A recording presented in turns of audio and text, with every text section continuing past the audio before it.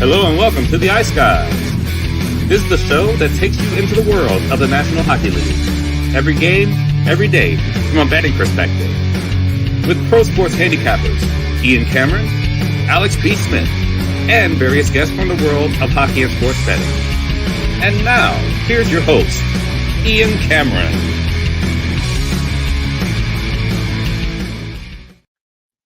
Welcome to the Ice Guys, Thursday, January 4th. Ian Cameron, Alex B. Smith, and we are happy to have back with us. He was with us last season. Thought we'd have him a few more times on the show between then and now, but we got him now for one of our early shows in 2024. Our good friend, Jay Rosehill, back on the Ice Guys show. Jay, what's going on, my man? Happy New Year. How are things? Same to you. Nice to see you guys again, Alex. It's been a while, but yeah, things are good, man. Hectic and busy, and yeah, coaching a couple hockey teams, doing a couple hockey podcasts, and working a little in between, and just life's busy, man. But it's good. It was a good holidays, and good to be back to the routine now. Yeah, no doubt. Tell us what you're doing. You're doing Leafs Morning Take. You've done pretty much a season and a half now of that show. 11 a.m. Eastern. And you're also doing a new show with hockeyfights.com, a site that I visit every day because I want to watch all these fights that are going on, NHL, ECHL, AHL, you name it. They post everything. But Department of Discipline is the name of that show that you're doing with hockeyfights.com. So tell us a bit about that one. Yeah, so the company I work with absorbed hockeyfights.com, and they thought that brand needed a podcast, and I agreed. So we went on to start doing it, and it's me and Ryan Pinder who does the Flames Barn Burner. They went into podcast form recently and left kind of the Fan 960 radio setup, and it's been going good. It's kind of a show that's not a lot of X's and O's and numbers and standings, but it's more of cultural stuff. What's going on in the game? What did you see? What are people talking about? And really nothing's off limits. And we're kind of breaking down whatever we see out there and what we think. And yeah, we're jumping on board with that hockeyfights.com following. So it's been awesome so far. We've only been going for a handful of weeks. So it's been off to a good start. No doubt. Like you check, yeah, I noticed I've actually tuned into it a couple of times, and you're talking about fights that take place, incidents on the ice, usually violent incidents on the ice that take place. I know I gave Nick Cousins a piece of my mind in that Good Branson incident a few weeks ago. I think that was a complete disgrace seeing him turtle the way he did in that scenario. But nevertheless, yeah, I know. And then I don't mind Jason Zucker popping him one the other night in that game against Arizona. I mean, I've had enough of that guy, but that's another story. Let's get into last night, and it's a great segue because we did want to talk Leafs since obviously Rosie does the show involving the Leafs every day. But last night we saw the Devils take care of business against the Washington Capitals. Nice, solid 6-3 win. Thought it was a great situational spot for the Devils in that game. Cashed the best bet with over 3.5 on New Jersey. Alex also had the first period over in that game as his best bet, so that was good to see it come through. We missed on the Luke Hughes bargain bin special at plus, what was it, 575, but man, he almost got that goal for New Jersey that was given credit eventually on the power play to someone else. But still, Luke Hughes is someone you want to look at. He's shooting the puck a lot. You're getting these great prices with him to score a goal. It was a great bounce-back win for the Devils. No question about that. Credit to them. And then in the late game, I don't know if I was watching Lucas Dostal or Lucas Hasek, to keep the Czechia theme going. Obviously, both of them Czech Republic goaltenders. That was just a scintillating performance from the young man, a guy that the Anaheim Ducks think could be their number one goaltender in the long term. And really, he was the only reason that game was close with the Toronto Maple Leafs last night. He was excellent. It seemed like he was a brick wall. Nothing was going to get past him until finally a puck hits the post, and John Tavares is there to whack home the rebound, tie it up, and then Austin Matthews, fitting, he gets his 30th goal of the season in overtime to win it by a score of 2-1. So the Leafs, I can't believe I'm saying this, they put two quality performances together. Yeah. None of this crap with, we had a great game against LA. We're just going to fiddly fool around here in Anaheim and just think we can go on the ice and step on there and win a game against an inferior team and not bring the work ethic, not bring the intensity, not win puck battles, not win board battles, not be rough, not be intense, not be physical.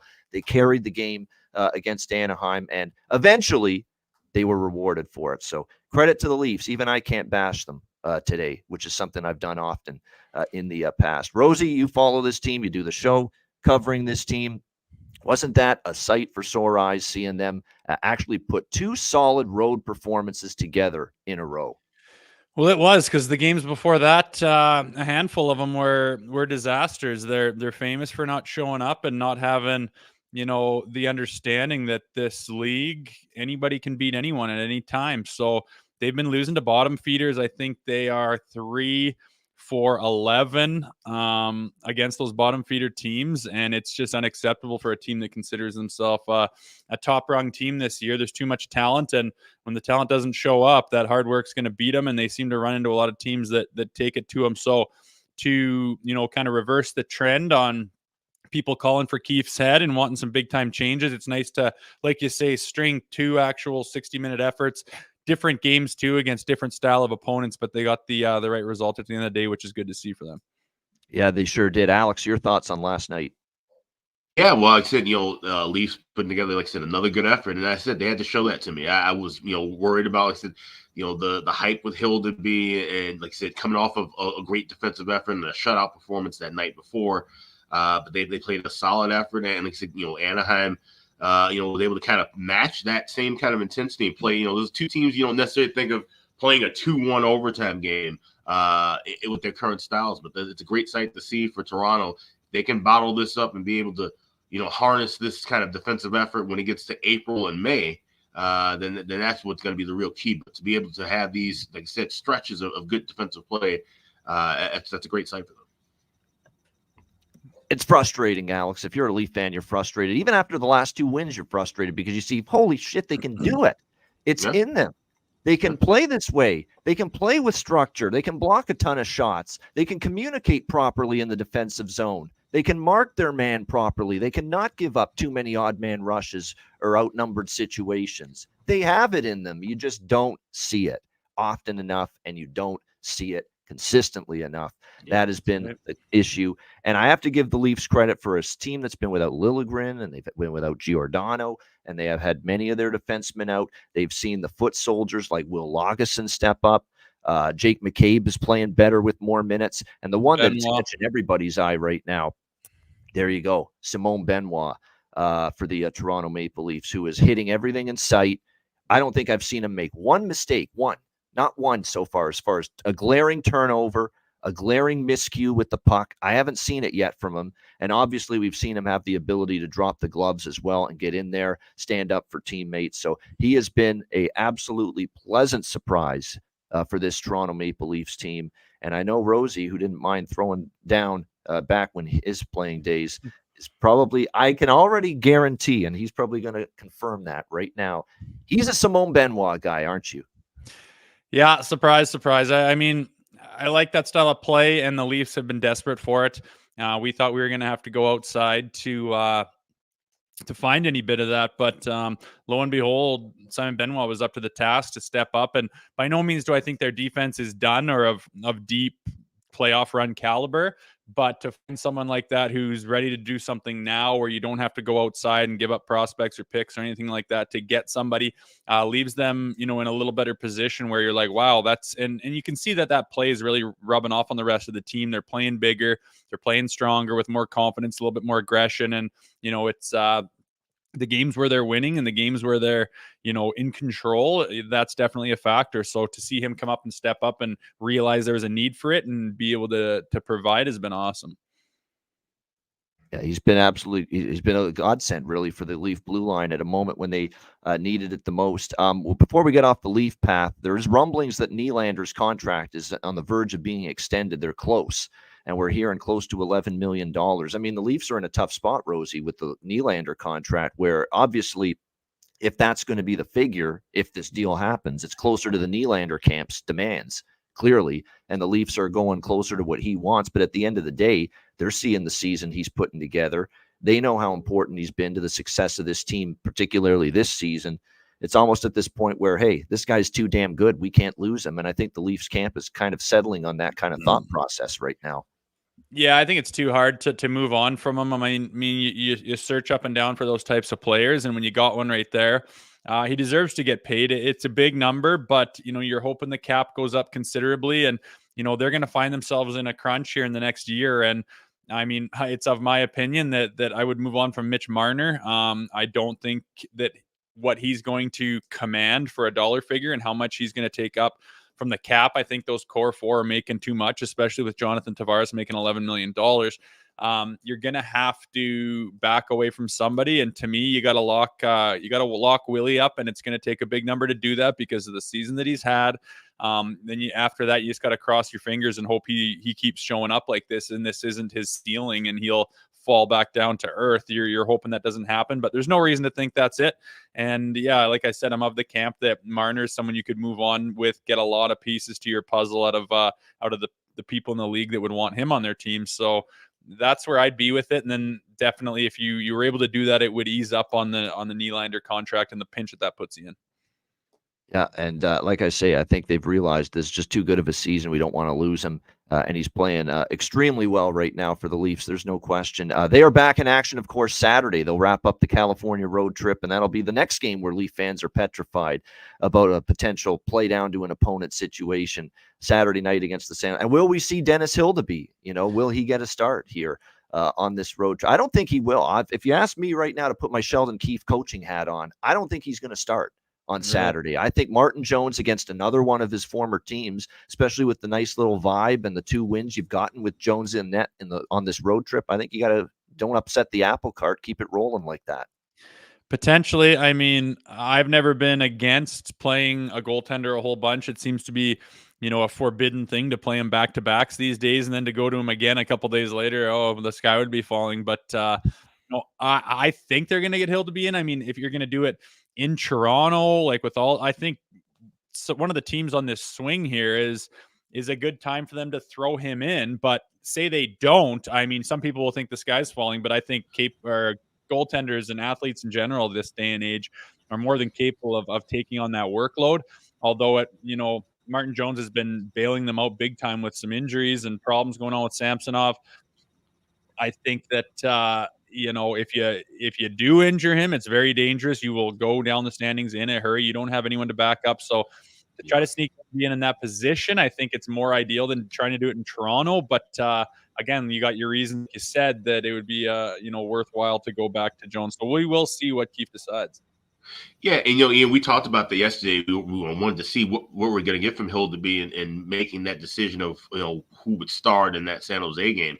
Yeah, you might really actually be a better situation would be to start Hildeby in that spot, since he's proven he can play. If you weren't worried about starting against Anaheim, he played well. So obviously San Jose being the worst team, give him that start now. Like I said, rather than having him come back home, and having him starting against a top tier team, give him a San Jose. And let him build that confidence, and then once you get back home, Jones is fully rested and ready for the home stretch.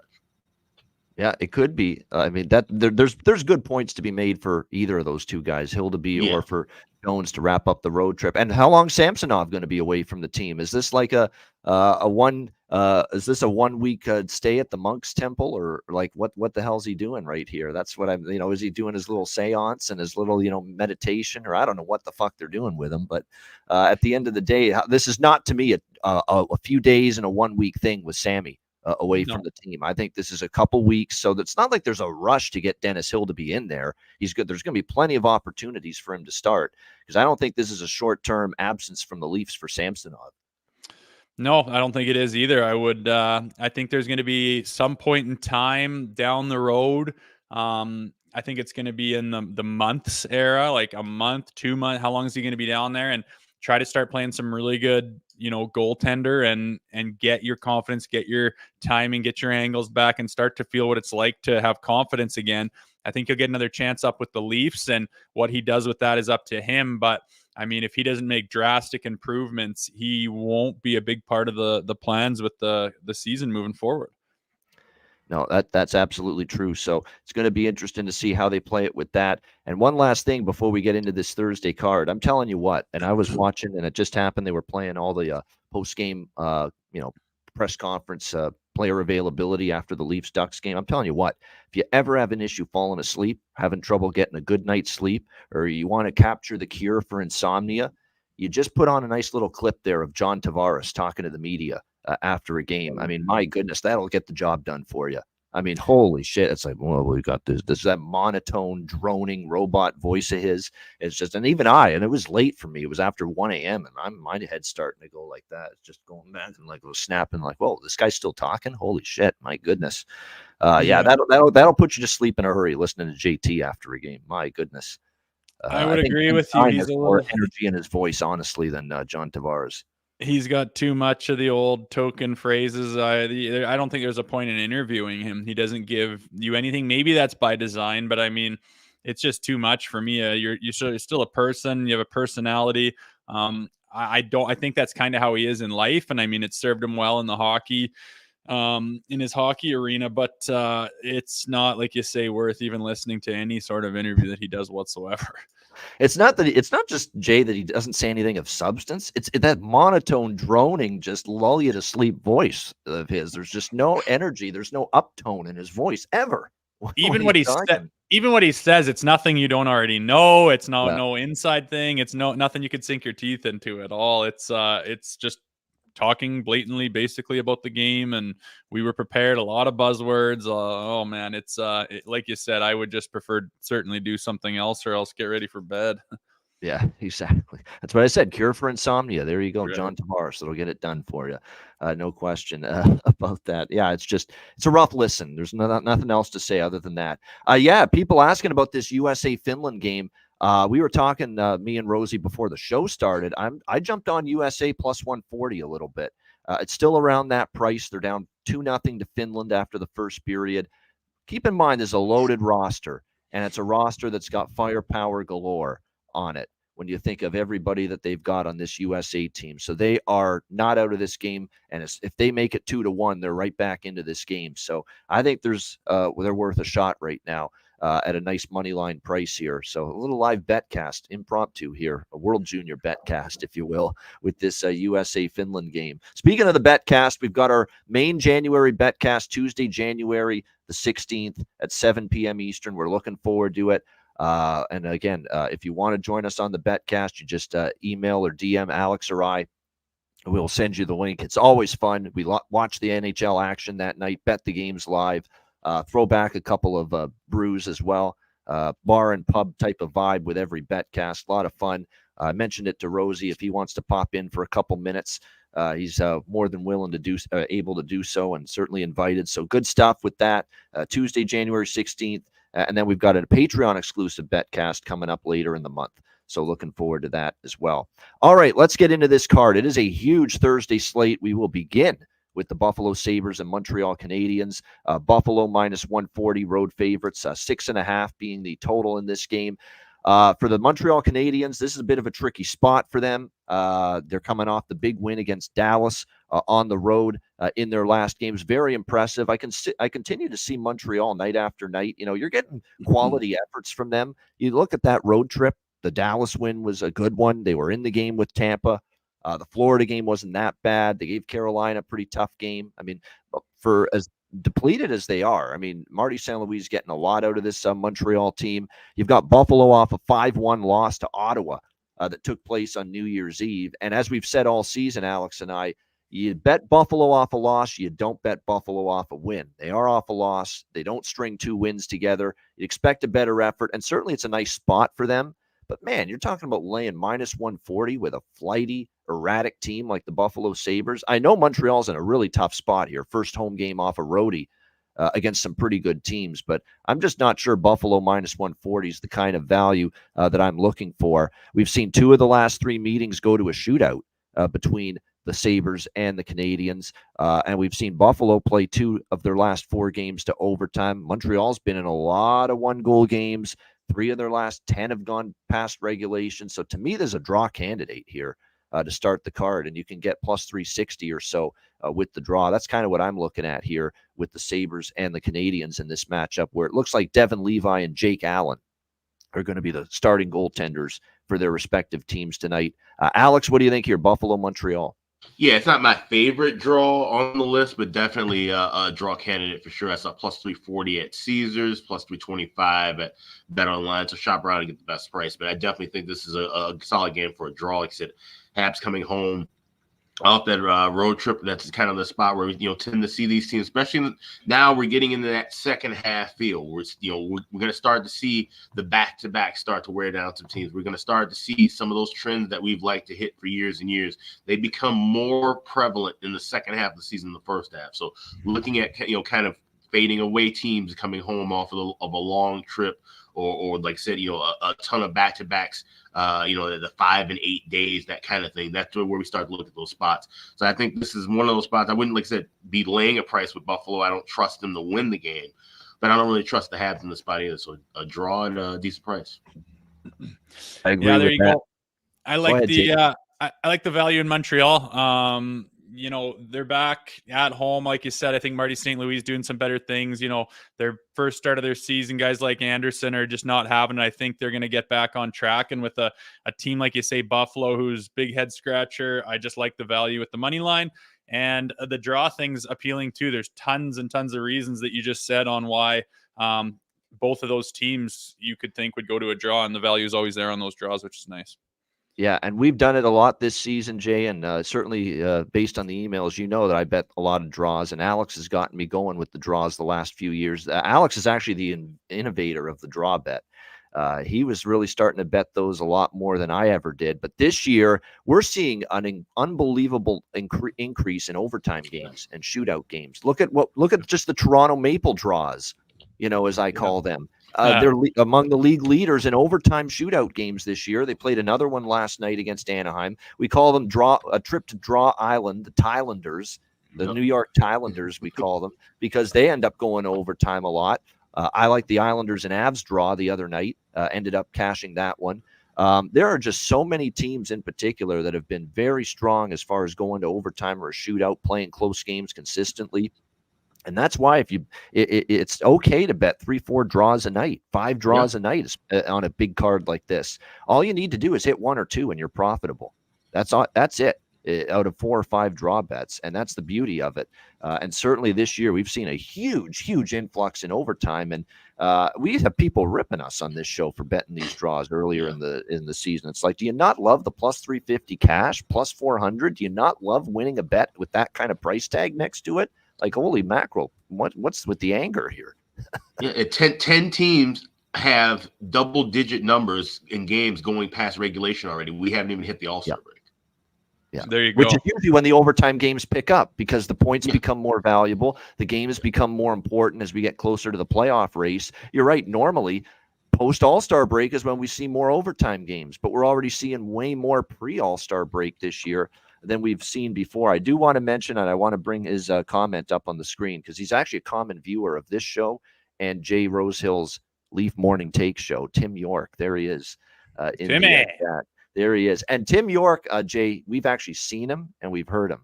This is a very funny guy. Goose is his nickname. He's joined us on our betcasts before. He is a dedicated and one of our better Ice Guys family members, as we like to say. So a good man as a diehard Leaf fan. Those guys are good to have around. Good to see you. Good to see you. And he's got a great dog as well, which we've seen on camera before during the betcast as well. The one and only Goose. All right, as far as props go in this game, I keep saying Josh Anderson, just because he's found the back of the net, you're getting almost plus 300 for him to score. He's heating up lately for this Montreal Canadiens team. For the Buffalo Sabres, I'm going back to the well with. You not see nothing like the mighty Jack Quinn. He has been very good since returning from injury for the Sabres. We're going to try to keep cashing those goal props on him. And again, you're getting a very good price as usual, around plus 340 in some instances with him to score a goal tonight. All right, Columbus and Philadelphia. We've got one of Jay's former teams, the Philadelphia Flyers. Philly minus 190, home favorites, 6.5 the total in this game. I'm jumping on the Jackets here, believe it or not, plus 160 a little bit in this spot. It's a tough situation for the Flyers. They were out west in the Western Canadian swing with the Canucks, the Flames, and the Oilers, and it didn't actually go great at the end of that trip. They had a rough final couple of games. They lost a close one to Calgary, 4-3. They lost 5-2 to Edmonton after that. It's now 3 losses in a row for the Philadelphia Flyers. They come back home facing the Columbus Blue Jackets. Now, look, are the Jackets a very good team? No, they are not. Obviously, they've had a tough season at 12 wins on the campaign. They're also a little bit banged up. It does concern me that tonight Provorov may not play. Igor Shinikov, who's been one of their great forwards lately, producing offensively for them, is a game-time decision as well. So that's a little bit concerning, but it's just a really tough spot here for Philadelphia. And if you actually look at Columbus, they lost to Boston 4-1, but Bruins, we know what they're capable of, and the Bruins have played well coming out of the Christmas break when they weren't playing well going into it. So they looked at the post-Christmas break schedule as we need to get our shit together and get going again. So the Bruins have done that. And then before that, they lost to the Leafs. They lost to the Devils in overtime, the Sabres in overtime, which was on a back-to-back, the Leafs again. So they've played some pretty tough teams. New Jersey, they've played twice, the Leafs 3 times, Florida. They've had a pretty tough schedule, Columbus, and they've been competitive in a lot of games. And now they catch the Flyers off this long road trip. I think it's one of those close games, hard for the Flyers to win at all, let alone win by margin. So I'm going to go with the Jackets and a smaller piece of the draw here in this game with the Jackets and the Flyers. It looks like for goaltending, we've got Tarasov confirmed for the Columbus Blue Jackets. And really, the Jackets goaltenders are fucking interchangeable at this point. Merzlikins is up and down. Spencer Martin's not really a trustworthy goalie. Tarasov's kind of the same way, but they're interchangeable. We expect Carter Hart for the Flyers, but not confirmed yet. Alex, what do you like here, Jackets and Flyers? So, I was saying in the chat, there's a lot of first period overs I like tonight, more than draw plays, actually, with this big card. And this is one of them. Just looking at the trend, Columbus 7-3, their last 10. And then in the matchup with these two teams, we've seen 4-2 the last 6. Last 3 games, 2-2 in the first period. And the Jackets were down 2-1 in the first period and then a 1-1 tie. So I'm also going to take a sprinkle with both teams to score in this spot in the first period as well as the first period over. All right, there we go. So first period over and both teams to score for Alex with this one. Rosie, what do you think here, Columbus, Philly?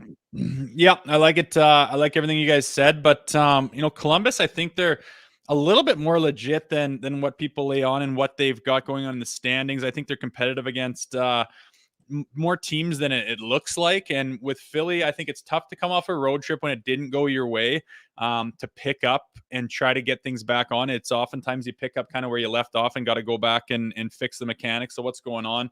And once you get back home, so I'm going Columbus, and I'd go as far as to take them on the 3-way, which is, you're getting plus 230 on there, just thinking they're going to take her without overtime. So got there with some big value. Wow, that's an excellent price there with the in regulation there for Columbus, plus 230. As far as props go, any of the Russians, Shinikov, Voronkov, and Marchenko have been great for the Jackets. Fantilli's heating up. He's been really good on the top line, Adam Fantilli. I like what I'm seeing out of the first-round pick.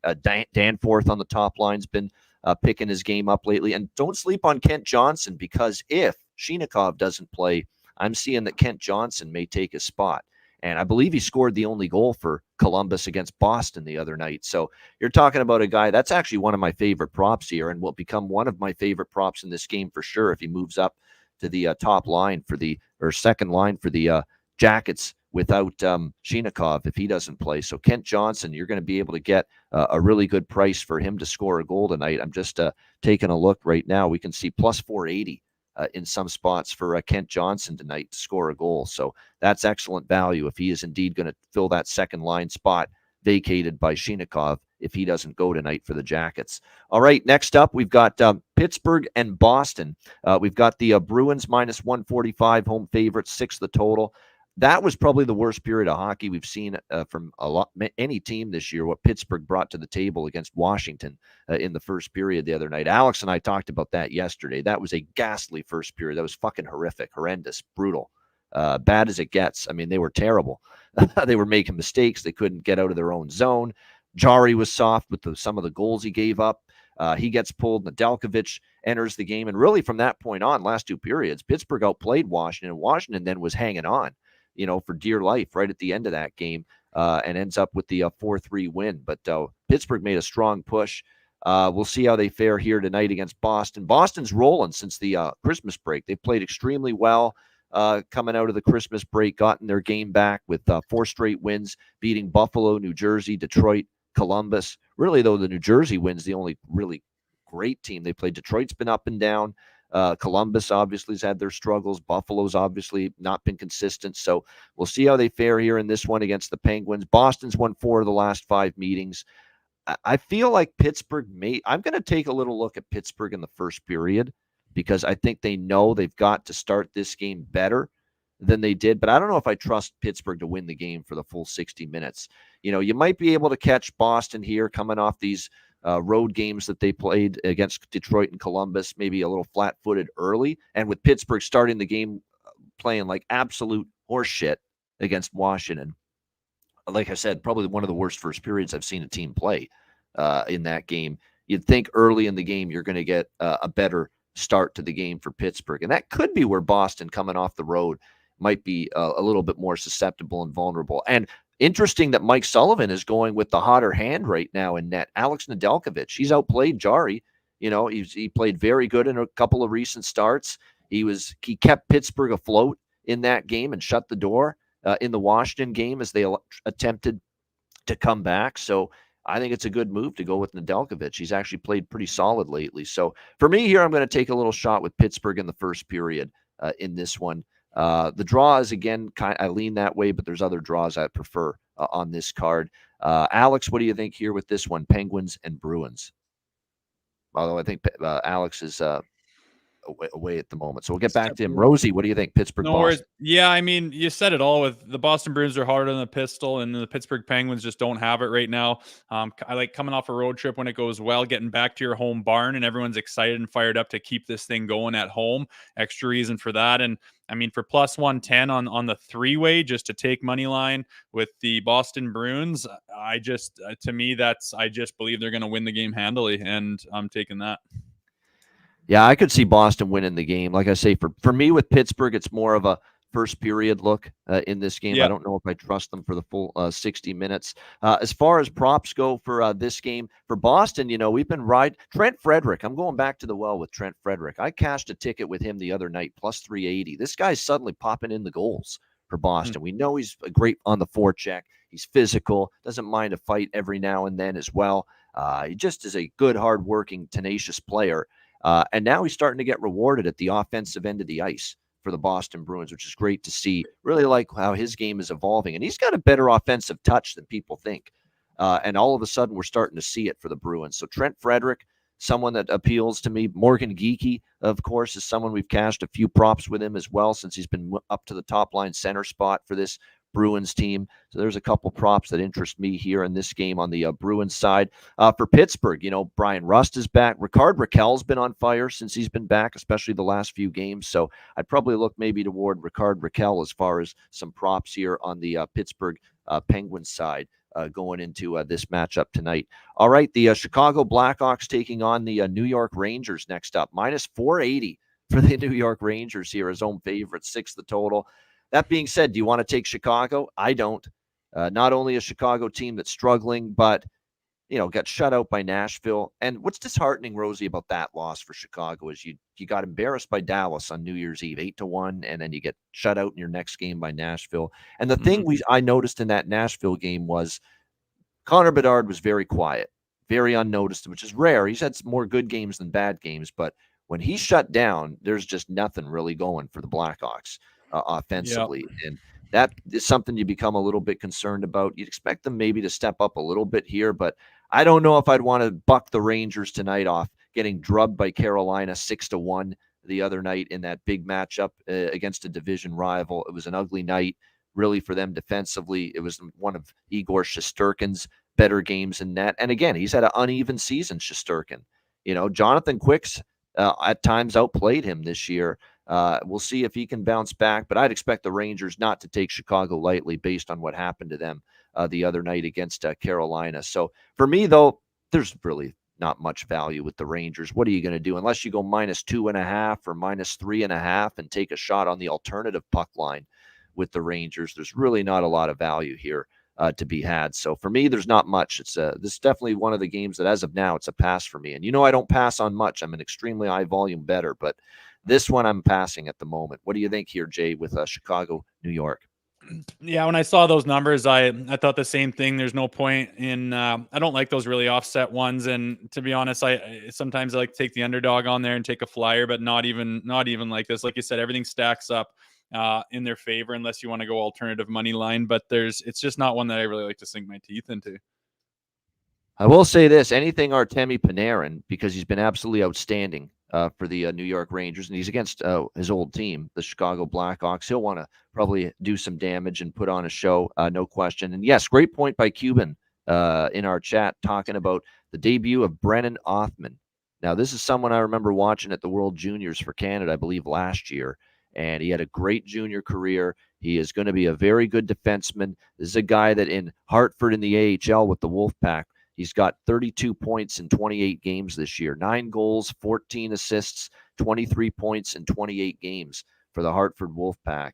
And he's warranting the call up here. He's been very solid for this Rangers team down in the AHL level. And his game's got the ability to translate, I think, a little bit to the NHL level. And if you're interested in the old scoring a goal in your NHL, now he is a defenseman, but he's got the ability to put the puck in the net. He's more of a facilitator, set up his teammates than he is a goal scorer from the blue line, but he still has 9 in 28 games for Hartford this year. And you know he's going to be amped up. You know what that's like when you're on Broadway, you're at MSG, you're making your NHL debut. You may shoot the puck a little bit more just because the adrenaline is just coursing through your veins. So not the worst thing in the world. It's plus 450 out there for him to score a goal in his NHL debut. That's tickling my buying bone.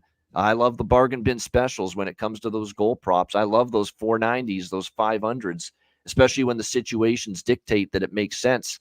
And I think, for Othmann, there's worse bets that you can make than that with him to score a goal. Like I say, for any Chicago props right now, you really got to focus in on either Bedard or whoever's on his line, because those are really the only guys that are going to consistently score and produce offensively. And they're banged up too. Taylor Radish is on IR. Tyler Johnson's on IR. Of course, Hall's out for the year. Beauvillier left the game the other night. He's on IR too. So there's all kinds of injuries all of a sudden for the Blackhawks. Mrazek and Shesterkin in net. By the way, it's Reichel and Kurashev flanking Bedard on the top line tonight. So if you're going to look at props, I'd say Reichel or Kurashev, since they're going to be lined up with number 98, Connor Bedard, here in this game tonight. All right, we move along now. Next up, it is Tampa Bay and Minnesota.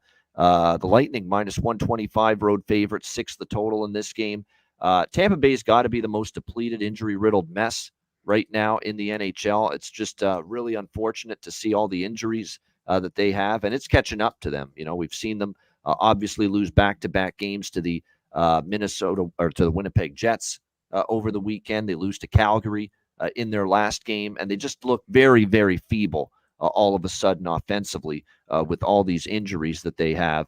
And of course, Kaprizov with the incident with Brendan Dillon, and people are going on and on about that. Sportsnet went on and on with a passionate debate during the panel last night that everyone's talking about that incident with Kaprizov and Dillon, and then the retaliation by Minnesota to high stick Perfetti, all that. I'm not going to get into that. I've talked about it already. But nevertheless, I look at this, and it's tough to back Minnesota right now with all these injuries. And it's not just Kaprizov. It's Marcus Foligno, who does everything for them. Forecheck, physical, can chip in offensively. Marcus Foligno's out. Your number one goalie for the season, Philip Gustafsson, who's been the better goalie this season, is on IR. You've got 2 of your best, if not your 2 best defensemen out in Jared Spurgeon, who's again on IR. This guy is like body parts of cotton candy and plastic. It's unfortunate. Jared Spurgeon can't stay healthy for more than like 10 games right now, and it's happened again. He's injured again. Jonas Brodin's out on the blue line as well, and Matt Zuccarello, still out for the Wild. So they are a injury-depleted mess right now. Make no mistake about it. I can't back them right now. The conundrum for me in this game is Tampa Bay is a team that I have not been backing on the road this year. They have been a terrible road team, the Tampa Bay Lightning. They enter this game 7-13 on the road. And again, they lose on the road the other night against the Winnipeg Jets. How the fuck did they screw that up, by the way? 5 defensemen in that game for the Lightning. They screwed it up. Somehow they had to start the game with a 1 defenseman short due to cap issues, and who is available, late scratches, the whole bit. So that's a bad scene for Cooper and even for Brisebois, the GM, to allow that to happen. You can only play 5 defensemen the other night against Winnipeg. That being said, I'm going to make an exception tonight because I just think Minnesota is an automatic bet against right now until they start to get healthy. So I'm going to go with Tampa Bay here, minus 125. I don't bet them on the road often, as you guys know, and usually it's never a team I'm looking to back on the road. But I just feel this Minnesota team's in a world of hurt. And with Tampa off, the loss to Winnipeg, they've lost a couple now the last few games, and they've also faced a pretty tough schedule.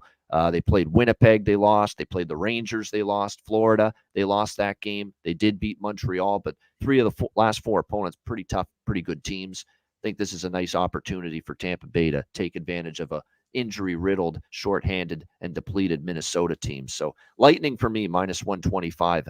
We got Alex back. Alex, what do you think here, Lightning Wild?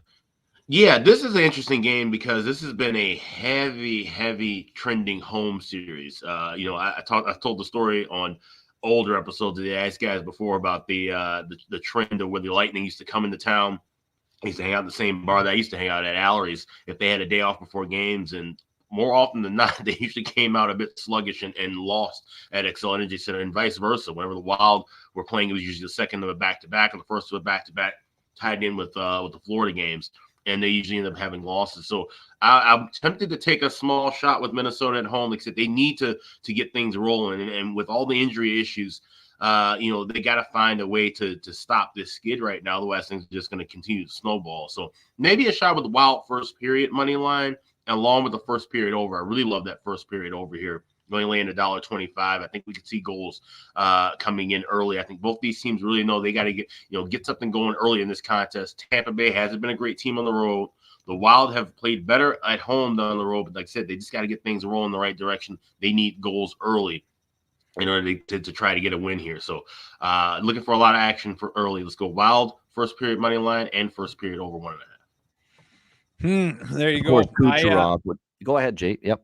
I'm just saying every time I lean one way for one reason, there's a very good reason to negate that thought, and it leaves me just standing there with nothing, and I don't like to go in blind, so I'm leaving it blank. But I did like what Alex touched on, the first period over. I do enjoy those bets quite a bit. I look at as in usually like, is it going to be a 1-0 hockey game at the first period? And in this day and age, and like you said, the goaltender setups, the guys that are coming back, and that's the only thing that really tickled me right there. So I'm kind of basically passing, except for that first period over Alex mentioned. I just took a look at that and I'm gonna jump on that. Yeah, and a couple good props for Tampa. I mean, Nick Paul on the second line, there's value. Hagel, there's value. I mean, Kucherov, you bet him, I think, over 1.5 points every game. I think you're still in good shape usually doing that. And I could see this kind of being a bit of a bust-out night for the Lightning offensively. If you're going to look at anyone from Minnesota, the good news about Minnesota being depleted up front is that there's guys in different moving up to the top line and the second line. And I love that from a prop standpoint, because then you get the value on a guy like Marcus Johansson. Marcus Johansson playing on the top line with Eriksson, Ek, and Boldy. So there's some value with him. And keep in mind, he's got 5 points, 2 goals, 3 assists for Minnesota in the last 4 games.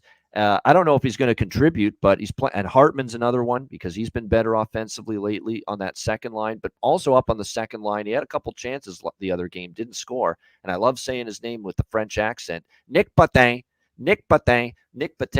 for the Minnesota Wild.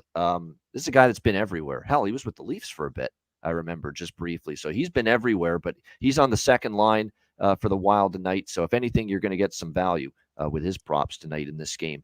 All right. By the way, Alex, because you jumped out for just a few minutes. Quickly, did you have anything Pittsburgh, Boston, Chicago Rangers? Absolutely nothing on the Hawks game. That's probably the nuttiest line I've seen in a while. Hawks plus 360. I think I saw on the three-way line there plus 510. That being said, PO'd Rangers, right, after the Carolina game, you would think. Yeah. So maybe take a shot with Rangers team total, something alternative. That's the only thing I look at. But there, nothing for Pittsburgh and Boston. Like I said, we kind of want to observe that game and maybe look for something in game. Want to see how that first period, starts out. Boston hasn't really been a great team to back with first period overs of late. Pittsburgh definitely seems like a team that could really be either they lay another egg early, or they get things rolling and take that frustration up from the last game out early in the contest. So I just want to kind of wait and see what that Pittsburgh Boston game. All right, good stuff. Vancouver, St. Louis. We got Canucks minus 160 road favorites, 6.5 being the total here in this game. That's actually 6.5 is what that should say. Vancouver righted the ship against Ottawa. Man, that was a rough night for Jacques Martin. The Senators down 5-0 after the first 20 minutes the other night, and then Vancouver just put it on cruise control really from that point. And now they begin this road trip here, taking on the St. Louis Blues. Binnington confirmed in net for the Blues. Demko projected to be the starting netminder here tonight for the Canucks. I just don't want to lay $1.60 of this kind of price with Vancouver. Now, St. Louis has lost 2 in a row against Colorado and Pittsburgh. So is the the bump from the head coaching change, Craig Berube fired, and Drew Bannister taking over. Yeah, you get the bump, you get the little streak, but now they've lost 2 in a row. Is it coming back down to earth again for the Blues? That's the big question you have to ask yourself. I don't know if I love Vancouver in this spot, though, going on the road. And keep in mind, the Blues have been a thorn in Vancouver's side.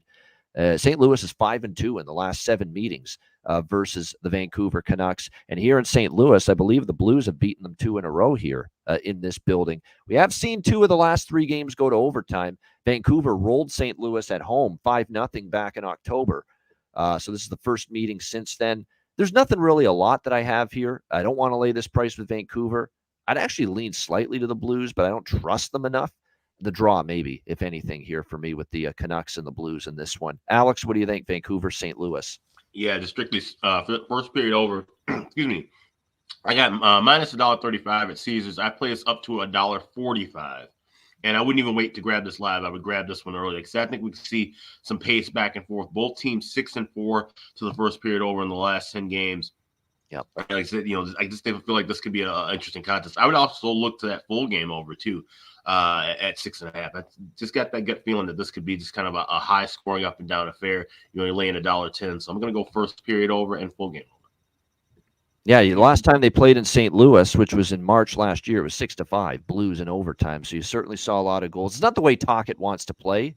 But in this spot, I think, with Vancouver on the road, maybe you're a little looser defensively because they did tighten up against Ottawa. Tocchet wasn't thrilled with their effort against Philly when they lost to the Flyers, and you could see it was better against Ottawa.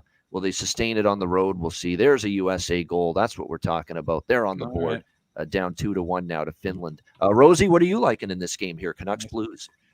Just nice and simple. I think the Blues have got their number. I just don't know if Van's trending right now, and I'm just taking a nice clean plus 130 on the money line with the Blues. Just got a feeling. He's got a feeling right there. And I've got that feeling too. I've had a feeling about this game since I started looking at it last night when I was handicapping the NHL card for today, that I just got that feel this is a tough game for Vancouver. Because I remember Chicago almost beat them when they went on a Midwest road trip like this. And they struggled with Minnesota, and they lost, actually, to Minnesota. So these Midwest games, they can be tricky for the Canucks. And, the Blues, for the most part, the effort's been there. The intensity's been there since the coaching change, as it often is with most teams in that situation. As far as props go for this game, I'd go back to Kyrou. Kyrou's been a different player under Bannister. Thomas has been excellent for the Blues. And then for Vancouver, JT Miller has been excellent. Bluger and Joshua on that third line have been good. You talk about sneaky value and props. You could be looking at it with them. All right, so what we'll do is we'll do this game here with Colorado-Dallas next up. It's the game of the night. And then we'll just get rapid fire from Rosie for the next 6 games after that, and then we'll let him go because he's going to have to depart at the top of the hour here. I just came on some extra time. I don't have to meet someone I thought to. So let's keep rolling, and I'll keep you guys abreast of what's going on. All right, there we go. So maybe we do have some more time. And this is one of the games of the night right here coming up. Colorado and Dallas. Looking forward to it. This is your Matt Robinson special, if you will, of course, as the Stars fan. We've got Dallas minus 125, home favorites, 6.5 the total here in this game. There's a lot I like in this game, sides and totals. And that's not even mentioning props, which I'll get into in just a moment. But I love this setup tonight for the Dallas Stars, and I'm on Dallas here, minus 125 in this game. They're off a loss at home to Montreal, where really that game, actually they didn't play that bad. Sam Montembeault was really good in net that night for the Habs, but they were still missing a little juice.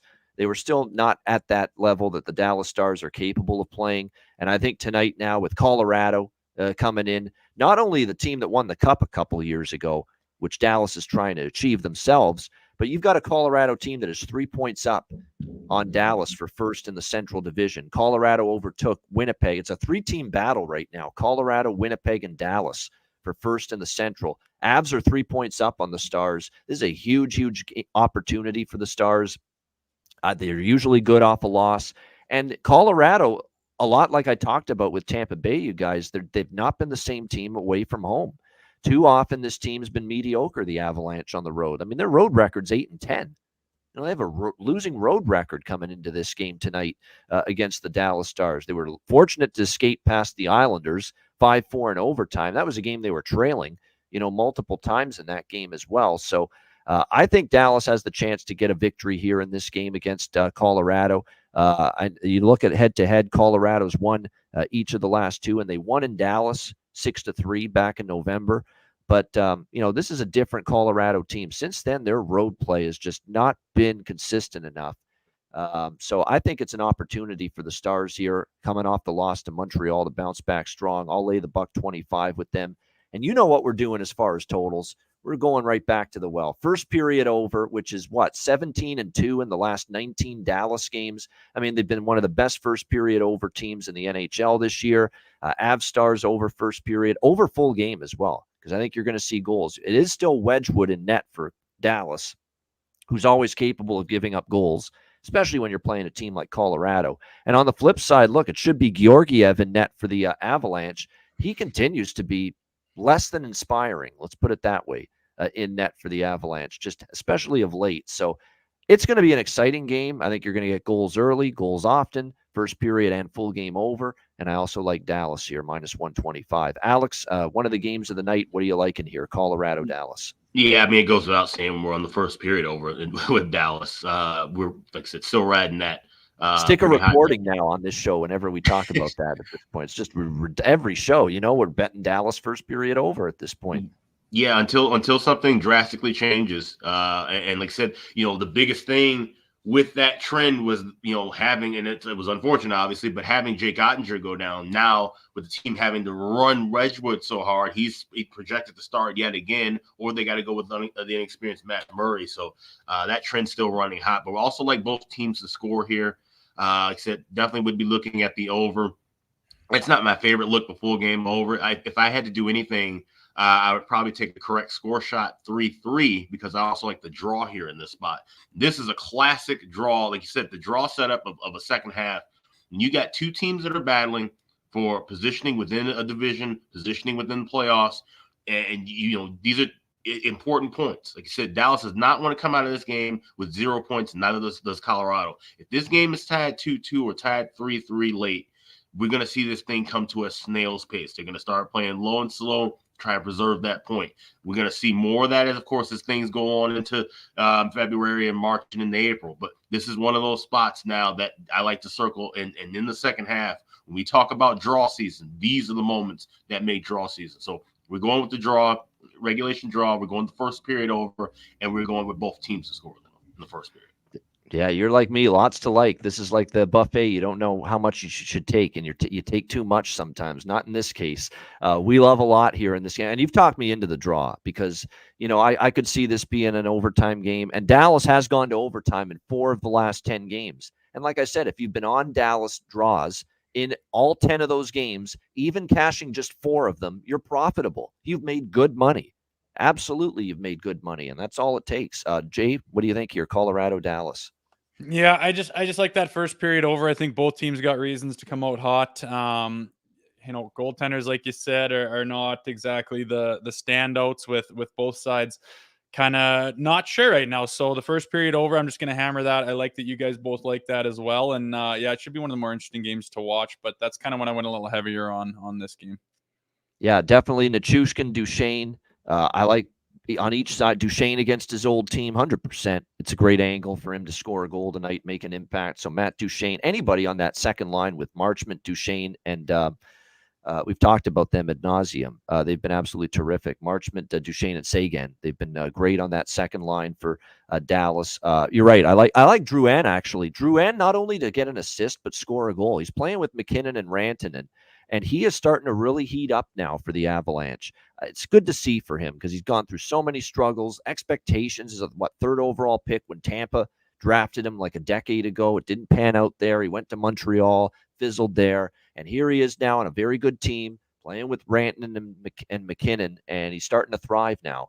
John Drouin, 4 points in the last 4 games, 2 goals in the last 4 games. So good prop option there. Drouin for the Avs, Nichushkin for the Avs, and Duchesne especially for Dallas are definitely my favorite props there in that Avalanche Stars game tonight. Should be a good one. U.S. has tied it, by the way, 2-2. So all of a sudden, I got plus 140 in pocket with the U.S. money line. I can only imagine what the live money line is, probably like minus 280 or 300 now that the game is tied. So we got in on it at the right time with that live USA bet. Good to see 2-2 there with Finland in the World Junior semis.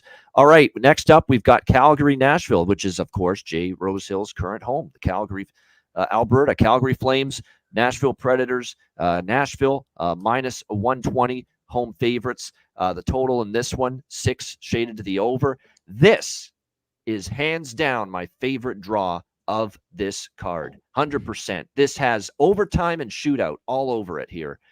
Calgary's been the king of the 1-goal game lately. I mean, they've played so many close games. And even the Philly game, back and forth, looked like Calgary was pulling away. It still ends a 1-goal game, and Philly nearly tied it over the weekend. So they've been in nothing but close, tight games.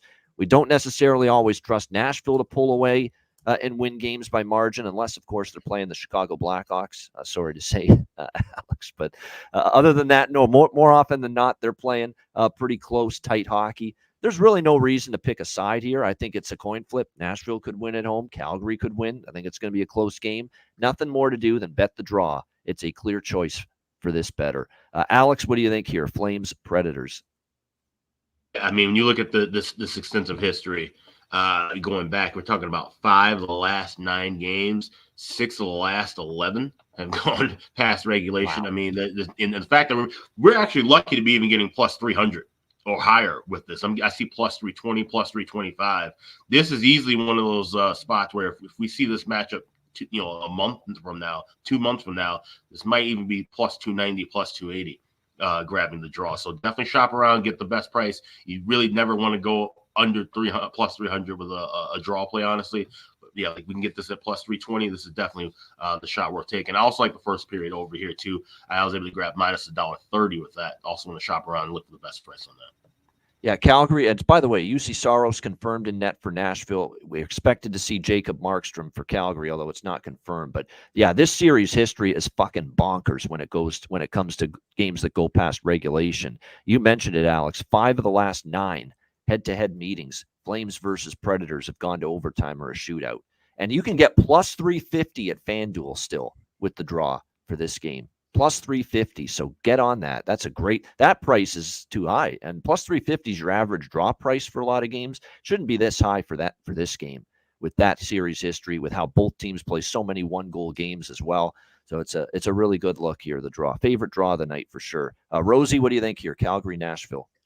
Yeah, I'm just gonna take the over in the game. I don't think Markstrom, if he's going, is out of his is back to form the way he was a couple of years ago. I'm even gonna follow that up with the first period. He's famous for letting in 1-2 quick ones off the bat, and I think just him, doing the things. I mean, I know he's pulled out of it a little bit lately, but I just don't think he's all the way out of it. And if he's still fighting in any way, shape, or form, I think that over in the first period will hit right away as well.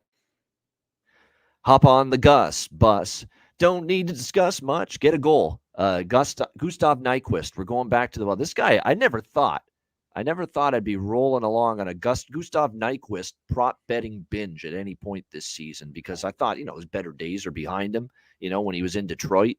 But sure enough, here in Nashville this year, and since he's been playing with O'Reilly and Forsberg, on that top line, he's been excellent. And he's producing every night for Nashville pretty much lately. So the Gus bus, Gustav Nyquist, Gus Nyquist, we're going back to props for him tonight in this game.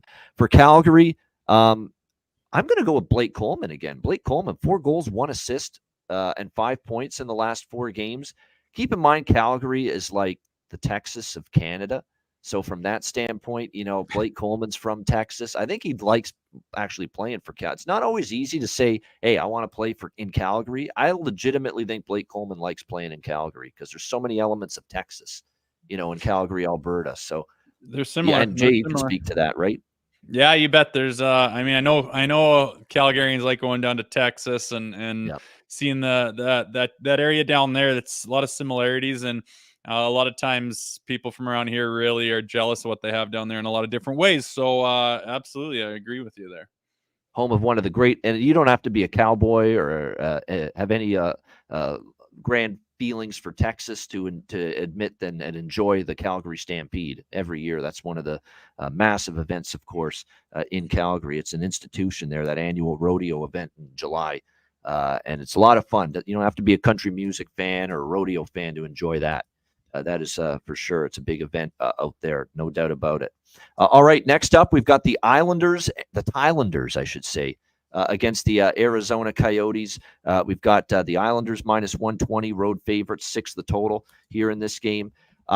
Islanders off that overtime loss to Colorado, looking to bounce back here against Arizona, who all of a sudden, have stumbled a little bit here these last couple games, even at home here, where they're still 12-6 here on home ice this year.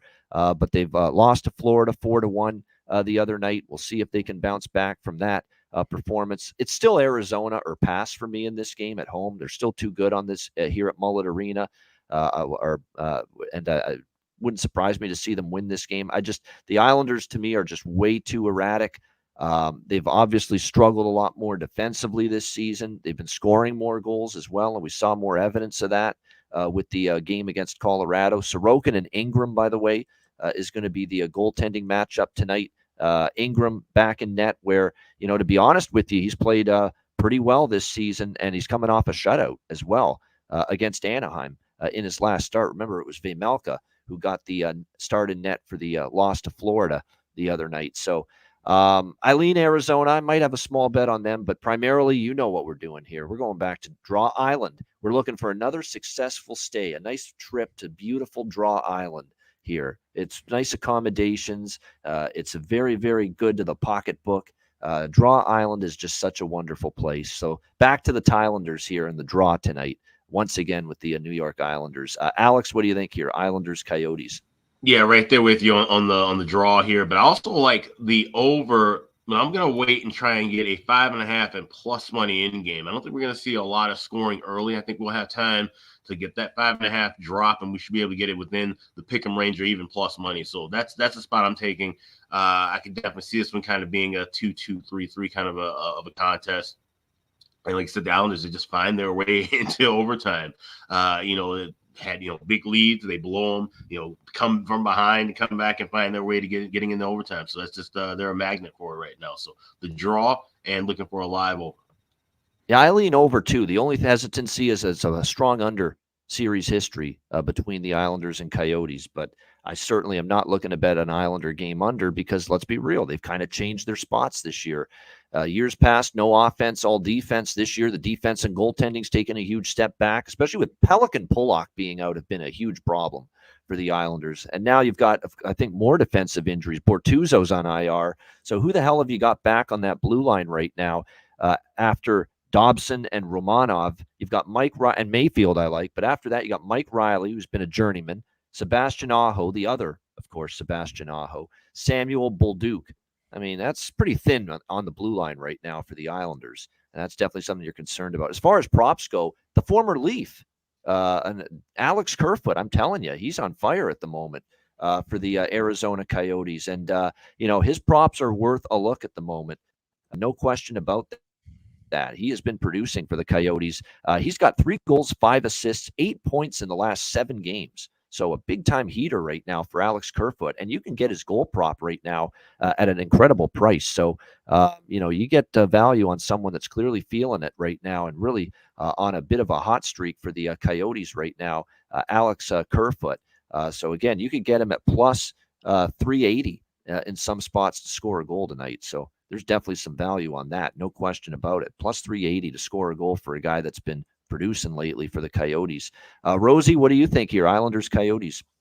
Yeah, I'm just liking the like you said, there's teams that are scoring in bunches and they're having trouble keeping the puck out of your net. If you can get that at 5.5, it'd be amazing. Even at 6, I don't mind it at all, and that's the one thing that stands out to me that you guys mentioned a lot, but that's the one thing that I'm going to tail.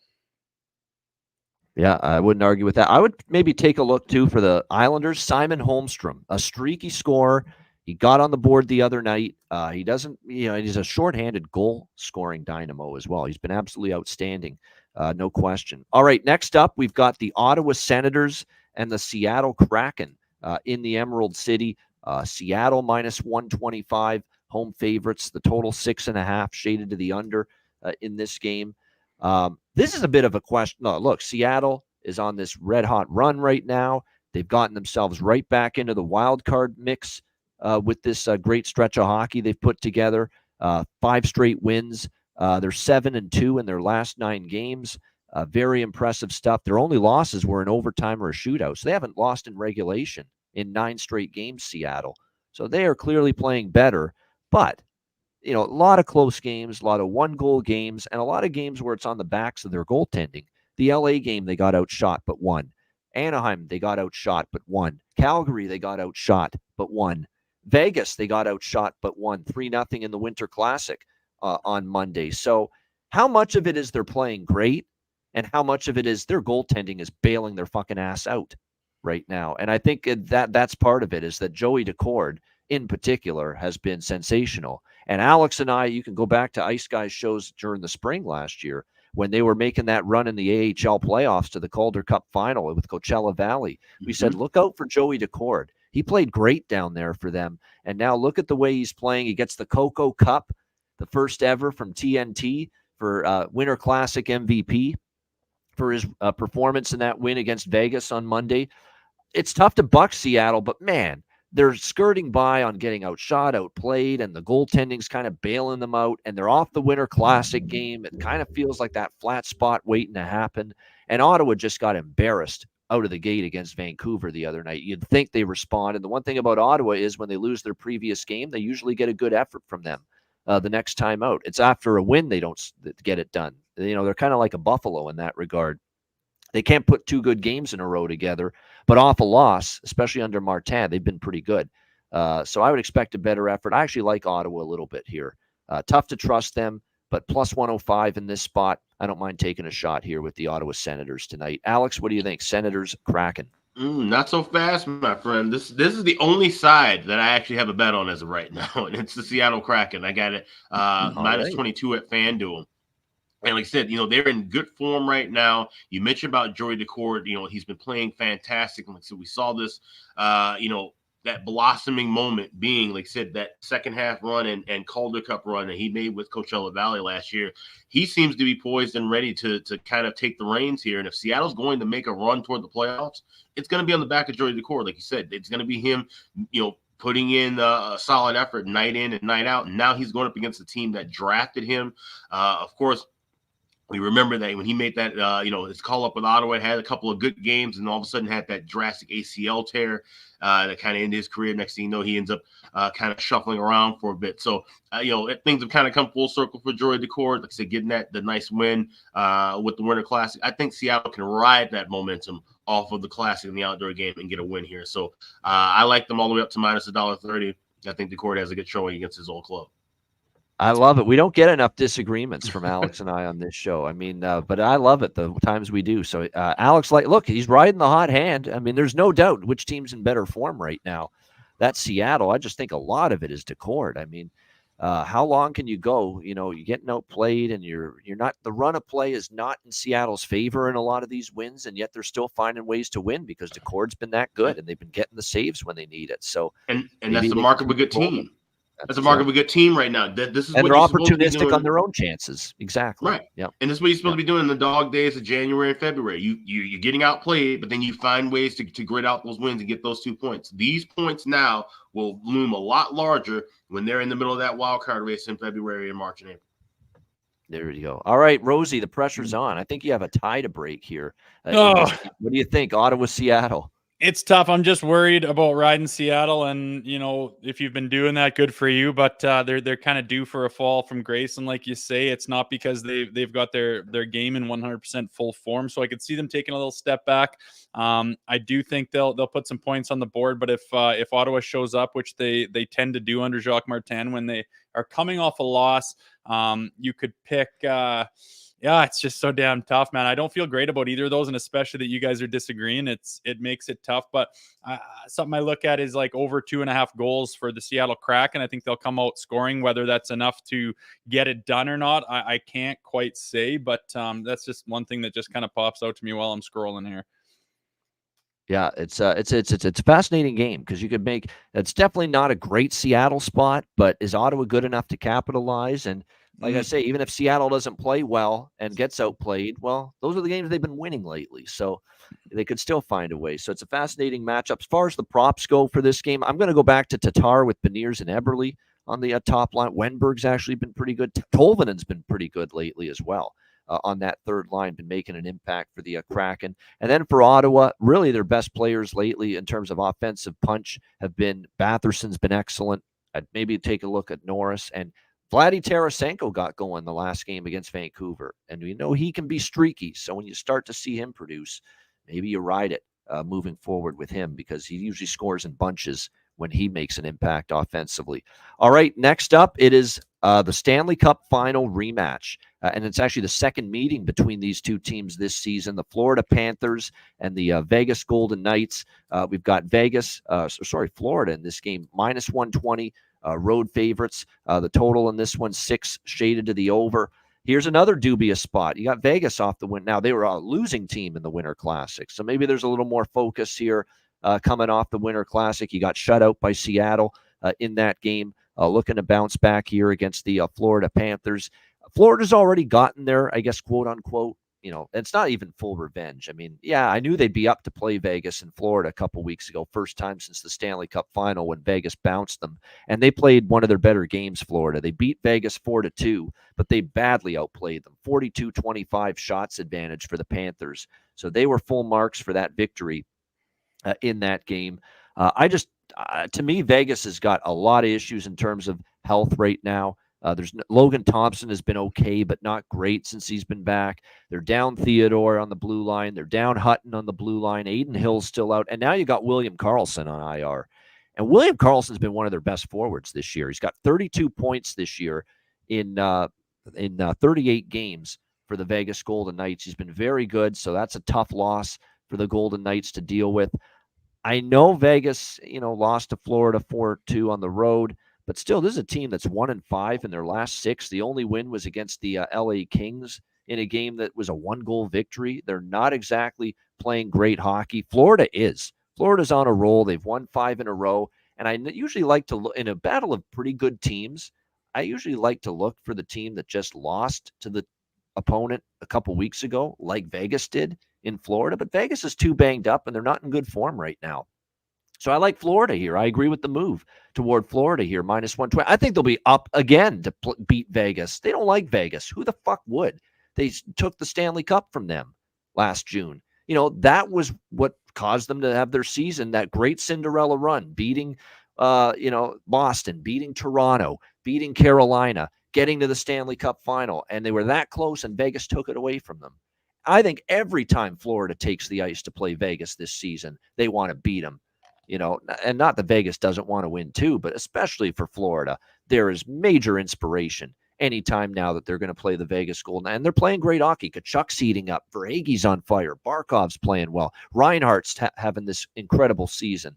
There's a lot to like about Florida's game right now. And goalie Bob is starting to play like playoff Bobrovsky the last few games as well. So I like Florida as the short road favorite here. There's my Panther sound. Got to get it out there. Florida. Minus 120 for me in this one. Alex, what do you think here? Panthers, Golden Knights.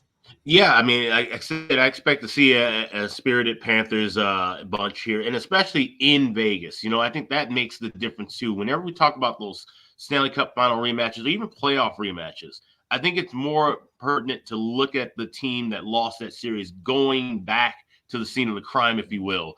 And of course, we saw how the way Vegas wrapped up that that cup final, blowing them out, embarrassing them in that final game here Yeah. at T-Mobile Arena in Vegas. Now, remember, that was when they were beaten up to shit with injuries, Florida, but still, I mean, they remember the last time they were in that building, what happened. That's an excellent point. Yeah. So Phenomenal. with that being said, I'm actually going to look at Florida team total over 3.5. I'm seeing plus 130, plus 120. So let's shop around for that. But I think we're going to see Florida get some goals. So I'm taking it, just kind of playing it a little safe, because if this game goes into a track meet, they get 4 goals and lose, I still cash the bet here. But I'm leaning toward the Florida side here. But I think getting that team total, I think, like I said, they get a chance to run up the score in Vegas here in this spot. I think they'll do it. Especially in front of that T-Mobile Arena crowd. So give me Florida on the team total over. There you go. I think Florida is going to be coming out hot as well, and I've got them on the 3-way at plus 1. Just think they're going to come out, take it to them, and look, that's going to be. We got a little internet disruption there with Rosie on that, but he likes Florida. Bottom line there, liking the Panthers there around minus 120 in this game. I think it's look. You're right. That's an excellent. I actually had not thought about that. That the Stanley Cup final ended at T-Mobile Arena with that just romp by Vegas over. It was one of those deals where Florida hit the wall physically, mentally, emotionally. There you go, Jay. Jay's back. You're on Florida. You like Florida, right? Yeah, that's right. I'm taking them on the 3-way. I think they're going to win in regulation. Was I the only one that went out there? Crying out loud. Yep. Still got issues. It happens.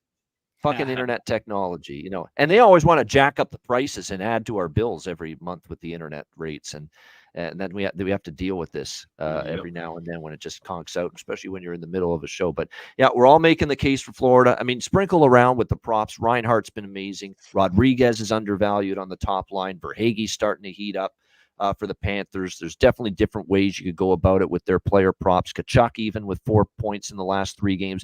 Barkov with 9 assists, no goals, but 9 assists the last 5 games. Verhaeghe 3 goals, 3 assists, 6 points the last 3 games. Different directions you could go with for player props there. Honestly, Mark Stone for Vegas, 16 points in the last 12 games. I mean, he's been really good for them.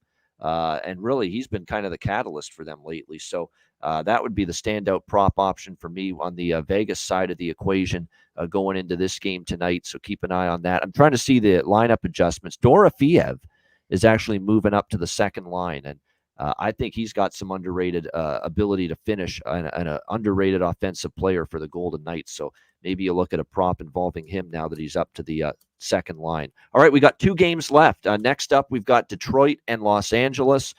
We've got the Kings, the slumping LA Kings, all of a sudden. Minus 180 road favorites. The total 6.5 in this game. This kind of does feel like, don't the Kings have to kind of bust out here and get back on track? It's been a couple of rough games for them, especially at home. They have the 2-0 start against Edmonton. They end up blowing that lead. They lose 3-2 in a shootout. They lost to Vegas before that, 3-2. And then they get shut out by Toronto, 3-0. And that was a clinic. I've never seen Toronto Maple Leafs put on a defensive clinic like that in a very long time, like they did against the LA Kings earlier this week. It was outstanding from start to finish. But for LA, look, the power play's awful right now. The offense is kind of drying up at the moment. Everyone's cooling off. Byfield's cooling off. Kempe's had a up and down season. Kopitar has been quiet lately. So at some point, you would think they've got to get going offensively. They've called up Brandt Clark, who is a great defensive prospect. Not a good one, a great one. He has got the potential to be at the NHL level, and he looks like he might make his debut. And they need a little puck movement. They need a little skating ability and playmaking from the back end because they're not getting enough of it right now. So Brandt Clark, it would be nice to see him make his Kings debut tonight. Should spark hopefully something in terms of their transition game as well. That would be good to see. They certainly have the right team to maybe get their offensive game going. Detroit has not exactly been a good defensive team lately. Their goaltending has struggled. Reimer wasn't very good when Husso and Lyon were out. And now even with Lyon back in net for Detroit, he hasn't been great. He's given up 12 goals in the 3 starts since his return. Alex Lyon, who of course was a big reason why Florida got into the playoffs last year with that great run he put together. You've got Lyon in net for Detroit. You've got David Riddick, he's actually been good, David Riddick, in his 2 previous starts for the LA Kings. They need to give Cam Talbot a rest. He's played a lot of games. This is probably a good night to get Riddick in. And Riddick's played good. But guess who the 2 starts for fucking Big Siv Dave came against? San Jose. How much stock do you put into those 2 starts when both of them were against the lowly San Jose Sharks? And yes, he played well, and they played well in front of him. Well, now you're facing a team that's got some potency and an ability to score goals and find the back of the net with Kane and DeBrincat, and David Perron is starting to heat up now for the Red Wings. And don't forget about Lucas Raymond and some of the others that are offensively capable on this Detroit team. And scoring goals hasn't been an issue for Detroit. It's been keeping them out. Oh, and straight out of Comfer, crazy motherfucker named JT Comfer. He has been very good lately for the Red Wings as well. So I'm going to go with the over again. We've talked about Detroit overs ad nauseum, that they've been going over the total in just about every recent game. 4 straight overs for Detroit, 6-1 to the over in their last 7 games. We don't normally think of LA as an over team, but my goodness, if there's ever a spot for the LA Kings to bust out offensively, it's tonight. And I think Detroit against David Riddick will find the back of the net tonight as well. So, and 3 straight head-to-head games have gone over the total between the Red Wings and the Kings. So I'm going to go over 6.5. It's not a total I go over with LA, involving LA very often, but we've been riding these Detroit overs, and they've been coming through, so I'm going back to it here tonight. What do you think, Alex? Red Wings, Kings? Yeah, I like first period, both teams to score, and I also do like that full game over, but I'm going to wait and try and grab either a 6 or 5.5, laying the same price with that 6.5. So that's the way I'm attacking this. It's kind of playing this one a little bit small. All right, good stuff there. Jay, what do you think here? Detroit, LA? I was going to pass on this entirely. I can't say that, the way the Kings are playing right now, you think they'd pop out of their slump. But, I mean, you could have said that last game as well, last 2 games. But it's not happening, so I was going to pass. But that over at, at plus 100 there, I think that's got reason, like you say, with Riddick and the way they'll be coming out, hitting the over all the time with Detroit. I don't mind that. Yeah, I definitely think. Now, I would actually probably in this spot. Now, you know what? I would lean to both team totals over, quite honestly. But that's why I like the full game over, because I think both teams are scoring. But this is not a game where I like LA's team total more than Detroit's team total, or vice versa. I think both of them could hit their team totals. And I need to see David Riddick play a non-San Jose Sharks team in the National Hockey League before I'm ready to say that, well, he's just going to be great moving forward and give up just 2 goals every game moving forward. No. Let's see him play someone other than the San Jose Sharks first before we're ready to jump on that express, because this is a guy that's had lots of bad games in Calgary. We saw him a bit, Jay, with the Leafs. Bad games there with them at times. Just some brutal games, in fact, with Toronto. And that's the worst place, Rosie, to put Riddick, a team like the Leafs back when he was in Toronto, which the defense was an option at times for the Leafs back then. So there's still the jury out on David Riddick here as he plays a better offensive team tonight with the Red Wings coming into town. All right, next up, it's the final game of this massive card for this Thursday. Winnipeg and San Jose. We've got the Jets minus 270 road favorites, and the total 6 in this game. Now, you can look at this 2 ways. Winnipeg's starting a little road trip here in California, and they face Anaheim, by the way, tomorrow night. So this is the front end of a back-to-back. They come off, a nice homestand. Actually, they beat Minnesota on the home and home over the weekend. Then they beat Tampa Bay at home. So 3 straight wins in a row, playing good hockey. But is this a flat spot? Is this a trap spot? Do the Sharks trip you up maybe? And the Sharks have been competitive the last couple against Colorado, and then the loss to Detroit. They actually led in the third, but then blew the lead. But the problem that I have about buying into San Jose maybe, being a live dog here is Winnipeg lost to San Jose the last time they played them. And so for that reason, does the Jets maybe have a little bit more, we're not just stepping onto the ice and taking this team for granted tonight, because we were in this building a month ago, December 12th. San Jose won 2-1 against Winnipeg. So that's the big question here. I think Winnipeg, and what I've been doing with the Sharks, as you guys know that have been watching the show, I've been betting the opponent team total. over repeatedly. And for the most part, it's come through. I was on the Red Wings team total over against San Jose the other night. It ended up cashing in. I don't want to have to worry about Winnipeg winning this game, but the one thing that has become evident is San Jose's back to giving up at least 4 goals to their opponent in the majority of their games. So you can get Winnipeg's team total here, over 3.5, minus 130 at Pinnacle. I don't mind that. I'll probably have a little small bet on that here in this game. Other than that, not a whole lot other than props. Hellebuck, by the way, is confirmed tonight. That's interesting by Rick Bowness, because that tells me you could have played Hellebuck tomorrow night on the back-to-back, but you played him tonight against San Jose. I think that's why my thought process with Winnipeg losing to San Jose last month, I think there's something to that. They know they lost to this team the last time they played them. They don't want that shit to happen again. So that's why Hellebuck's in here tonight. So I'm going to go with the Jets here, team total, over 3.5, minus 130. Alex, what do you think here? Jets, Sharks. This is a complete pass for me. I got nothing. I'm not watching it, not betting it. I'm just a complete pass. And he's certainly not watching it with the Randy Hahn feed. That is for sure. Although you've given him some nice. You even said that a few of those calls he made. He had a couple of good calls. Yeah, he had a couple of good calls when they were winning the comebacks. Yes, I will give him that. But not making it a habit of listening to him at 9:30 at night on a regular basis. By the way, I mentioned Chris Cuthbert, who does the majority of the Leaf games. I should point out he's on the radar potentially for a Players Suite interview on this show in the summer. Reached out to him, and he's interested. And Chris Cuthbert, of course, longtime great play-by-play broadcaster. I still remember one of the great Cup calls he made. Winston October in November. I mean, it was just a great call because the Grey Cup's in November every year. He's the king of the puns. Like, he comes through with some really good calls. There's no doubt about it. And so enjoy Chris Cuthbert. He might be one of our Players Suite interviews over the summer months. Jay, what do you think here? This final game, Winnipeg, San Jose. I just think that Winnipeg's going to be wanting to start their road trip in the right way. They got Hellebuck in there, but I'm not really riding too much other than the first period over right now. I think you can get that at not first period over, the Jets first period money line. I think they're going to come out and take it to them and be going into the first intermission with the lead.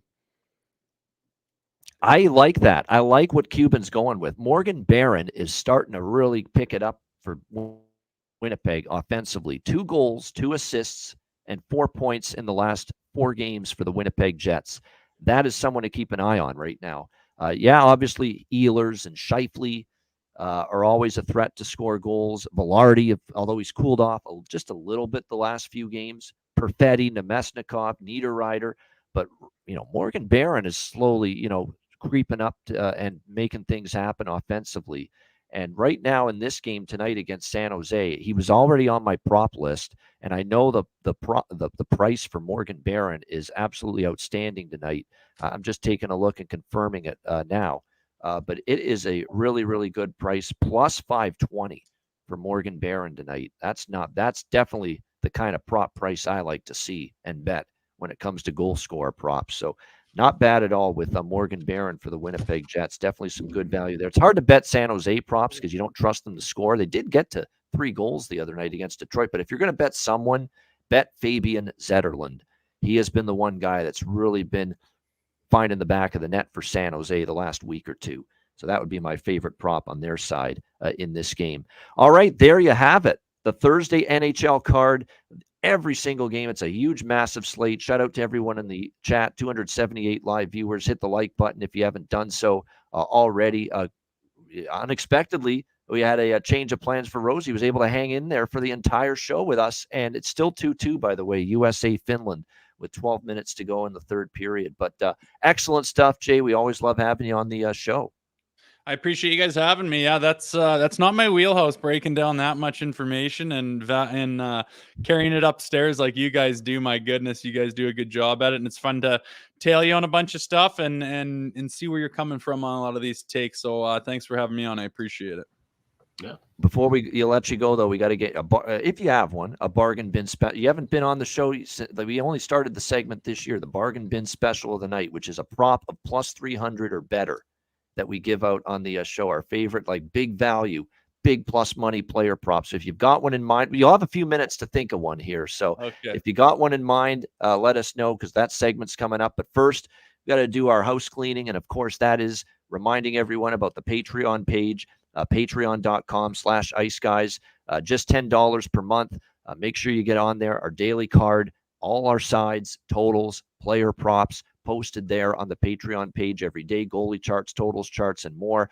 We're going to have more exclusive videos and shows only available to Patreon members in the new year, including our first Patreon exclusive live betcast coming later in January. A date to be announced. We're going to drop it on everybody the day of the betcast, and that will happen later this month. And that will be in addition to the main betcast, which is taking place Tuesday, January 16th. So make sure you check it out. Sign up. Your $10 per month to help ensure the show keeps going for years. Like I said, Alex and I have visions of doing this show in 10 years from now. No joke. Yeah. We think we're going to be doing this for a long time. It's so thanks for the support. Patreon.com/iceguys, just $10 per month. And check out the Ice Guys store as well. Great new gear and merch for the new year. iceguys.myspreadshop.com. Yeah, we've got all of the classic merch like this T-shirt right here. We've got all the new stuff like the Thailanders and Draw Island merch. The Toronto Maple Draw shirt is being held up a little bit. We did kind of. It's coming. Toronto Maple Draws. I know you want that shirt. Come on. Yeah, we got the shirt coming soon, but we kind of made that logo a little too close to what it looks like as far as the real team logo goes. So we got a little snafu with that. So we got to redesign that a little bit. So that shirt will be coming soon, but we got all kind of great merch, and you can get it right now at iceguys.myspreadshop.com. All right, great stuff. Make sure you check that out. All right, it is time for Bargain Bin Special of the night. Alex, we'll start with you on this one. What do you got lined up for Bargain Bin Special tonight? Yeah, I kept it perfectly hidden because I didn't like anything else really in the game, but it's going out to Manhattan. You got the Blackhawks taking on the New York Rangers. And another friend of this segment, Andre Miller. We're rolling with him plus 700 to get a goal here. I just feel where the Hawks, they've been giving up a lot of these seeing eye shots, a lot of shots to the point. And we know the Rangers, they can get that traffic off and running and going. I think Andre Miller, we cashed one with him earlier this year, and he's not a guy to really light up the lamp too often, but I got a good feeling he's going to get one here tonight. So give me the St. Paul native, Andre Miller plus 700 against the Hawks tonight. My bargain bin special. How about that price? How's that for a bargain bin special? Like I say, that's getting a filet mignon for $2 right there. If Andre Miller hits plus 700 for the New York Rangers to score a goal tonight for Alex B. Smith with his bargain bin special of the night. All right, Rosie, what do you got for us here for your bargain? It's plus 325. You've mentioned it, but being a Leafs fan, doing a Leaf-centric podcast, we get this a lot. But guys that tend to leave our team, go to their new team, and have flourishing years. So I got Alex Kerfoot at plus 325. I think he can pop out there and get another one. Like you said, he's hotter than a pistol right now, so we're going to take him. I like it. That's on my prop card tonight. You can get upwards of plus 350 at Betano, this Ontario sportsbook. There's like 1 million sportsbooks right now in Ontario, and Betano's one of them. And they have plus 350 right now on Alex Kerfoot for Arizona to score a goal. I like that. And that is definitely one I'll be on tonight. I've talked myself into the last game we just talked about with Morgan Barron. Plus 520, very noticeable. He's been absolutely terrific with 2 goals, 2 assists, 4 points in the last couple of games, starting to heat up for the Winnipeg Jets. So I'm going to go with that. Morgan Barron, Winnipeg Jets tonight to find the back of the net. And again, plus 520 for Morgan Barron for the Winnipeg Jets. Really like that value. There's a bunch I like as well, but we'll go with that one for my bargain bin special of the night. We are red hot with best bets right now. All right. So it has been a great run. Everyone, me, Alex, Matt Robinson, when he's joined the show, Zach Urban, everybody, we're doing a nice job with best bets right now. It's been a great run post-Christmas. We'll see another 2-0 sweep last night. We'll see if we can keep it going tonight. Alex, we'll start with you. What do you like for best bet? Well, there we go. We're going with the old standard. It seems like the Dallas Stars in the first period over, going up against Colorado. That's going to be a fun back and forth game. And I'm liking goals early and often. So we're going that first period over 1.5. Shop around. You can find that as low as, I don't know where my whole screen went. We can find that minus $1.35 is what I'm seeing at Caesars, Bet Online, and a couple other shops. That's the cheapest price available. So we go Stars first period over with the Avs. That's my best bet. All right. I like that one a lot. Colorado, Dallas, first period over. How can you not? What is it now? I think 17-2 in the last 19 Dallas games to the first period over. Hard to buck that trend. Avstars first period over. Best bet for Alex B. Smith. Jay Rosehill, outstanding job. It's not easy. Like we got Jay in on a 13-game card. He's probably we're busting his balls here trying to get him to work his tail off here to get ready and handicap this card with us. But he did an outstanding job. Yeah. Jay, what do you got for best bet? I'm going to my last one I made there. It's the Jets first period money line. I think they're excited to be on the road. They're ready to go and put the hammer down. And when the boys get on the road, they tend to come together a lot of the times. And I know what it's like to play that first game on a road trip. I think they're looking for their cookies. Everyone's going to be thinking of starting the road trip in the right way. And first period money line is the best way to do that. And I think you can get it at about plus 120. I see on Bet365. All right, there we go. First period puck line, that is. Yeah, -0.5, plus 120, plus 125 for the Winnipeg Jets. First period puck line for Jay Rosehill with his best bet for this Thursday card. My best bet for this Thursday slate. Look, I like the way they're playing right now. I like the way they're playing. I know they already beat this team a couple weeks ago, but now they're going to play them in their building where their season ended in that gut-wrenching blowout with everybody on the fucking infirmary ward for Florida because they were so banged up. They're going to remember. I think you get a great game out of them and a good chance for a victory tonight in Sin City for the Florida Panthers. Florida Panthers -120. For my best bet here for this Thursday NHL card. That'll wrap up this edition of the show. Awesome stuff. Hit the like button on the way out. Final words from you, Jay, before we say goodbye. Promote anything you want to promote, too.